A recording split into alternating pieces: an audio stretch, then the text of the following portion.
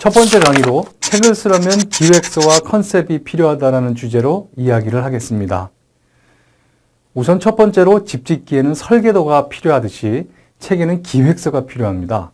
한 편의 글은 어떤 영감에 의해서 쉽게 쓸 수도 있지만 한 권의 책을 쓰려면 수많은 경험과 이야기 중에서 어떤 것을 선택할까가 큰 문제로 다가옵니다. 여기서 컨셉이라는 것이 필요하게 됩니다. 컨셉은 개념이라고 번역될 수도 있고 주제라고 생각할 수도 있는데 그것만으로는 좀 부족한 것 같습니다. 제 느낌의 컨셉은 한마디로 이 책은 뭐다 라고 표현할 수 있는 말 같습니다. 즉, 이 세상에 자신의 책을 작품 혹은 상품으로서 분명하게 표현할 수 있는 개념을 말하죠. 이것은 단순히 상품을 팔기 위한 광고 선전 문구와는 다릅니다. 예를 들면 이 책은 여행을 하고 돌아와 후유증을 앓고 있는 이들을 위로하고 새 삶을 사는 데 도움을 주는 책이다 같은 것이죠. 집으로 말하면 볕이 잘 들고 마당이 넓고 전망이 좋아서 사람을 편안하게 해주는 한옥집이다 라는 것처럼요.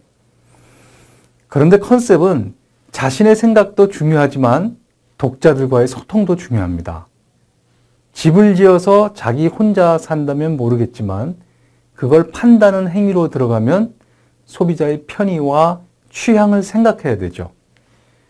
그것처럼 책도 출판사가 돈을 투자해서 만들고 팔아야 하니까 역시 독자의 취향, 시장 트렌드를 생각할 수밖에 없습니다.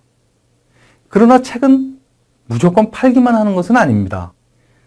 저자는 자신을 표현하는 재미의 책을 쓰는 것이기에 무조건 독자들 취향만 생각하면 글 쓸 맛이 사라집니다.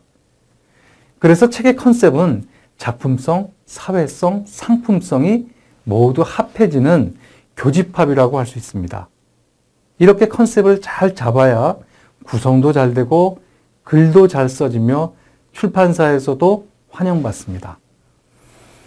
컨셉을 잘 잡기 위해서는 반짝이는 아이디어보다도 자신의 삶의 경험, 인간과 세상을 바라보는 가치관과 성찰이 매우 중요합니다. 그래야 진정성 있는 글이 나옵니다. 컨셉을 외부의 트렌드에서만 잡으면 선동적인 구호 혹은 광고 카피처럼 됩니다. 그럼 진정성 있는 글이 나오기가 어렵죠. 컨셉이 정해지면 거기에 맞춰서 기획서를 쓰는 것이 좋습니다. 기획서에 담기는 내용은 컨셉을 비롯해서 좀 더 구체적인 주제, 내용, 형식, 목차, 저자 양력 등입니다. 또 예상 독자층도 생각해 봐야 합니다. 30대 여성이다, 40대 남성이다, 직장 여성이다, 중년 남성이다 등등 자신이 말하고 싶은 대상을 설정해야 합니다. 본문 원고를 쓰기 전에 기획서와 샘플 원고를 출판사에 보낸 후 출판사에서 내겠다고 하면 편집자와 같이 상의하면서 글을 전개해 나가는 경우도 있습니다. 물론 저자 혼자서 원고를 다 쓴 후에 출판사에 접촉해도 됩니다. 출판사의 성향 혹은 책의 종류에 따라 달라집니다. 기획서는 말만 번지르르하게 앞세우면 안 됩니다.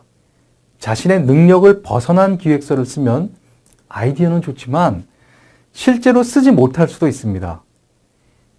기획서를 쓸 때는 그 전에 나온 비슷한 책들을 살펴보고 겸손하게 접근하는 것이 좋습니다. 이 책은 여태까지 나온 책과 전혀 다른 식의 문구는 이전에 나온 책들을 폄하하는 것으로서 오만해 보입니다. 그 분야에서 오래 있던 사람들에게는 전혀 새롭지 않을 수도 있죠. 먼저 신중한 관찰이 필요합니다. 잘난 체 하는 저자는 어디서도 환영받지 못합니다. 저는 이런 것을 모르는 상태에서 무작정 책을 쓰다 보니 매우 힘이 들었는데요. 이런 이야기는 제가 어디서 배운 게 아니라 무작정 하면서 터득한 경험입니다.